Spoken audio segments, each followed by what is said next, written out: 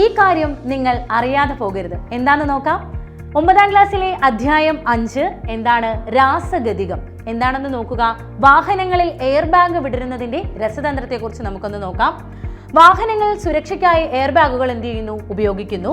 അപകടം സംഭവിക്കുമ്പോൾ എയർ ബാഗുകൾ പൊടുന്നിനെ വിടരുകയും ആഘാതത്തിൽ നിന്ന് ഡ്രൈവറെയും യാത്രികരെയും ഒരു പരിധിവരെ സംരക്ഷിക്കുകയും ചെയ്യുന്നു.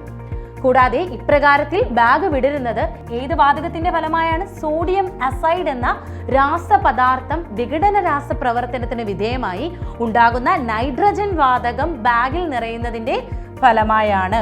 അപ്പം 2Na(N3) gives 2Na + 3N2 ആണ്. വാഹനത്തിന്റെ മുൻവശത്ത് കൂട്ടിയിടി തിരിച്ചറിയുന്ന സെൻസറുകൾ ഉണ്ട്. കൂട്ടിയിടി നടക്കുമ്പോൾ ഈ സെൻസറുകൾ ഒരു ഇലക്ട്രിക്കൽ സിഗ്നൽ ഉപയോഗിച്ച് ചെറിയ അളവിലുള്ള ഒരു ഇഗ്നൈറ്റർ സംയുക്തത്തെ പൊട്ടിത്തെറിപ്പിക്കുന്നു.